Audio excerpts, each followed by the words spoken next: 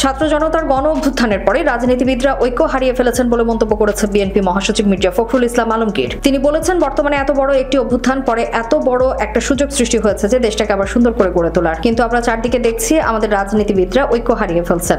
সংবর্ধনা প্রাপ্ত শিক্ষার্থীদের কবি রবীন্দ্রনাথ ঠাকুর এবং কবি কাজী নজরুল ইসলামের কবিতা পড়ে শুনিয়ে মির্জা ফখরুল বলেন, ভবিষ্যৎ তোমাকে ডাকছে।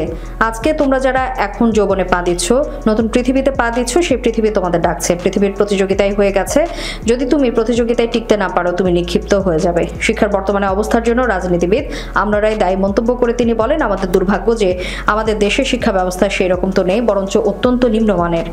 এখানে শিক্ষার উপরে খুব কম গুরুত্ব দেওয়া হয়, কারণ বিএ পাস এমএ পাসকে চাকরি দিতে পারে না, কিন্তু সে যদি বিএসসি পাস করতো অথবা পলিটেকনিক ইনস্টিটিউট থেকে একটা ডিপ্লোমা নিতে পারতো ইলেকট্রিসিটি অথবা সিভিল ইঞ্জিনিয়ারিং এর উপরে অথবা অন্যান্য বিষয়ের উপরে, তাহলে কিন্তু তার চাকরিকে আটকাতে পারতো না।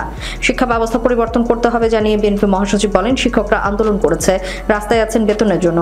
এটা তো অনেক ভালো হতে পারতো যদি আমরা পুরোপুরি এটাকে পরিবর্তন করে শুধু অতি মেধাবী শিক্ষার্থীদের জন্য, উচ্চশিক্ষা ও সাধারণ শিক্ষার্থীদের জন্য ভোকেশনাল অ্যান্ড টেকনিক্যাল ট্রেনিং এর ব্যবস্থা করতে পারতাম।